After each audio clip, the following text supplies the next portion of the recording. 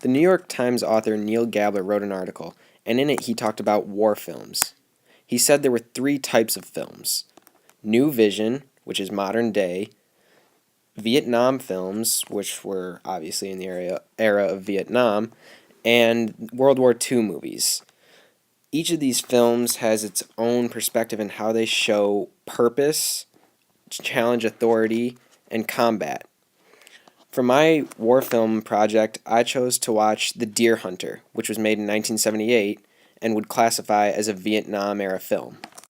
So, with The Deer Hunter being a Vietnam film and being made in 1978, it takes into consideration all of the events from the very late 60s all the way through the 70s. One of the most devastating events of the Vietnam War was the My Lai Massacre. It happened in 1968, and the 11th Brigade basically walked into a village thinking they were Viet Cong and slaughtered men, women, and children, almost all civilians. One was raped and killed, and the others were just brutally massacred. The Deer Hunter did a nice job of portraying combat scenes in Vietnam. In the scene pictured above, a helicopter flew in, bombed the village.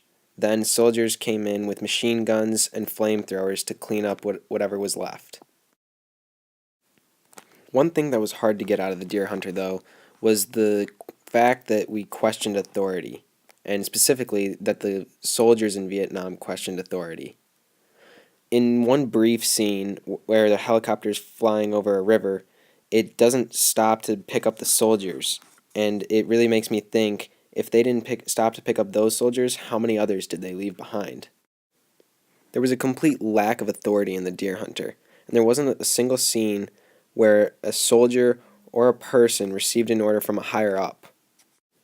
There was a similar situation in America at the time, considering Watergate had just happened. You asked me, I would like to hear you say, I think the American people would like to hear you say. One is,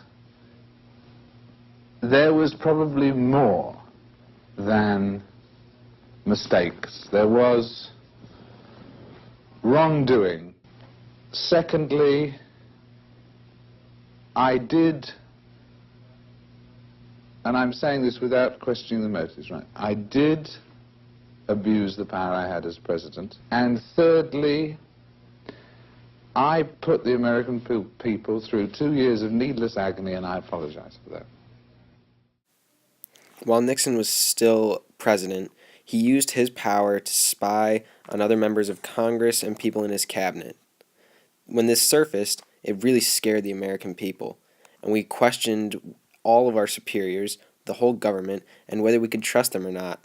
We questioned the decisions they made and how they went about conducting government business and how they handled American situations. We questioned Vietnam and all of its aspects. We wondered, when the government decided to either put more soldiers in or take some out, was it a good idea? Why were we doing it in the first place? We questioned our stance on Vietnam. Was the bombing raid we did last night good or bad, and how is it going to affect us here at home? Watergate was the culmination of all of this, and it left Americans in a really tough spot. Nixon had used a lot of money to finance his personal doings and the war, and so when soldiers came back from the war, they were left jobless a lot of the time and without benefits. And so Americans also, in general, were facing a really tough economy and hard times overall. The Deer Hunter never specifically showed any of the main characters living in poverty or going through hard times, but it did do a nice job of showing the world around them. They lived in an industrial park, which was what America was coming off of after World War II. Besides the fact that inflation was growing faster than normal and unemployment was through the roof, in 1973 the U.S. was put on an oil embargo with Arab nations, and at that time we were consuming 44 million barrels of oil a day. To put a dent in America like that is really hard to do, and the economy reflected it as gasoline prices soared. Again, we see this aspect of the film be a little unclear, as Gabler had predicted, but that's what makes it a Vietnam War film. There was a clouded purpose, and the meaning of the movie was unclear. The combat scenes were brief but brutal, and authority was questioned and also non-existent in the movie. The Deer Hunter has all the makings to be a great Vietnam War film, just as Gabler describes.